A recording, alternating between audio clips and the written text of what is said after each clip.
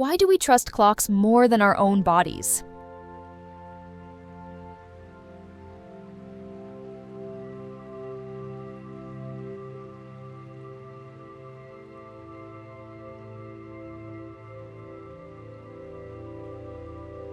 Welcome to Things Everyone Uses But No One Questions, the podcast that explores the invisible logic behind everyday life. I'm Adam. And I'm Bella. Every episode, we take one ordinary object or idea and pull back the curtain to see what's really going on. Today, we're talking about something you've probably already looked at dozens of times today. It's on your wrist, your wall, your phone screen, and your kitchen appliances. We're talking about the clock. It's the silent ruler of modern life. It tells us when to wake up, when to eat, when to work, and when to sleep. It seems simple, right? It just measures the passing of time. But the modern clock, and our relationship with it, is anything but simple. It's an external authority that we obey without question. An authority we invented. So let's start at the beginning. Why does the clock even exist in its current form? To understand that, you have to imagine a world without it. For most of human history, time wasn't a line of identical ticking seconds. It was cyclical and event-based. Right. People told time by the sun, the seasons, the behavior of animals. Time was tied to the natural world. Exactly. You didn't meet someone at 2:30. You met them when the sun is highest, or after the evening meal. Your body's internal clock, your circadian rhythm, was perfectly in sync with this flow. You ate when you were hungry and slept when you were tired. So what changed? The first major shift came with mechanical clocks in 13th century Europe. But they weren't for personal use. They were installed in monastery towers. To do what? To call the monks to prayer at the same time. The clock began as a tool for social coordination, to get a group of people to do the same thing at the same moment. It was about community, not productivity. Okay, so from monasteries to mass society, where did the big leap happen? The Industrial Revolution. Suddenly, you have factories with hundreds of workers.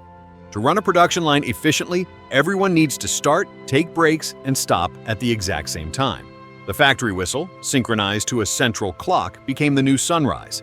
That's where the phrase "time is money" really takes hold, isn't it? Time became a commodity, a resource that could be measured, sold, and wasted. Precisely. The focus shifted from the task itself to the hours worked. You weren't paid for weaving a blanket, you were paid for 8 hours of your time at the loom. This abstract universal clock time replaced task-oriented natural time. And then the final piece of the puzzle was the railways. Correct.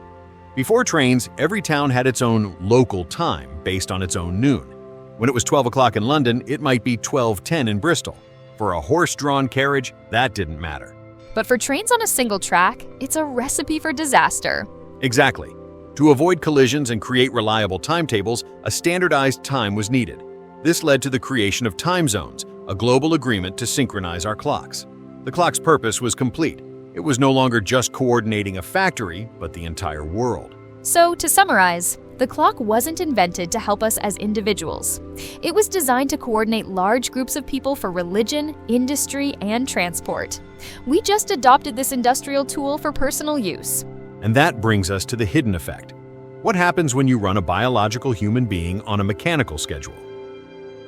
Well, for one, it forces us to ignore our own internal signals.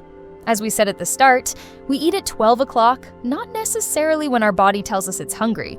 We go to bed at a set time, not when we feel tired. We've outsourced our intuition to a machine. This creates a distinctly modern condition, time anxiety, the feeling of being behind schedule or running out of time. That feeling is impossible in a world where time is just the sun's journey across the sky. It's a direct result of measuring our lives in finite, quantifiable units like minutes and hours. That makes sense. It also changes how we value our experiences. We start to measure things by their duration, not their quality. Was it a good meeting? Well, it was efficient. We finished in under an hour. Was it a good vacation? Well, we saw 5 cities in 7 days. It quantifies life, and it pushes our minds constantly into the future. We live in our calendars, always thinking about the next appointment, the next deadline, the next scheduled block of time. This can make it very difficult to be fully present in the moment we're actually in. There have been psychological studies on this. Researchers found that simply having a clock ticking in a room makes people feel more rushed and perceive time as passing more quickly. Its mere presence creates pressure. There's another effect which we can call time segmentation, because the clock chops our day into small, discrete blocks. The 9 o'clock meeting, the 10:30 call, the 1 o'clock lunch, it constantly interrupts our focus. Right. It works against the state of flow, where you become so absorbed in a task that you lose all track of time. That's often where deep creative work happens, but the clock is always there, ready to pull you out of it for the next scheduled thing. So, the clock is this fantastic tool for social order and efficiency, but the hidden cost is a subtle disconnection from our biological rhythms, from the present moment, and even from deep focus. Which brings us to the final twist. The clock's greatest trick is giving us the illusion of certainty. It presents time as something objective, constant, and universal. A second is always a second. An hour is always an hour, no matter where you are or what you're doing. But it's not true. Not at all. Albert Einstein's theory of relativity demonstrated that time is not constant. It's relative. It can be stretched and compressed by gravity and speed. It's a concept called time dilation.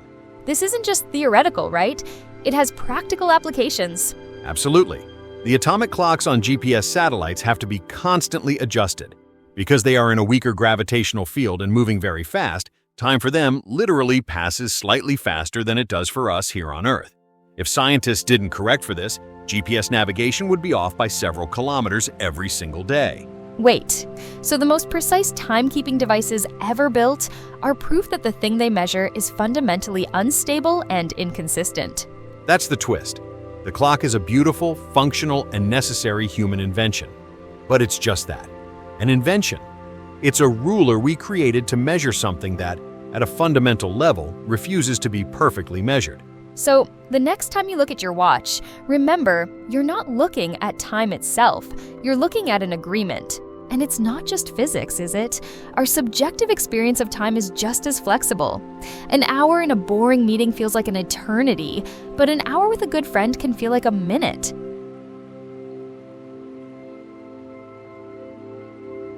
That's known as subjective time perception. Our emotional state, our level of engagement, and even our age can dramatically alter how we perceive time. When we're young, a summer vacation feels like a lifetime. As we get older, years seem to fly by.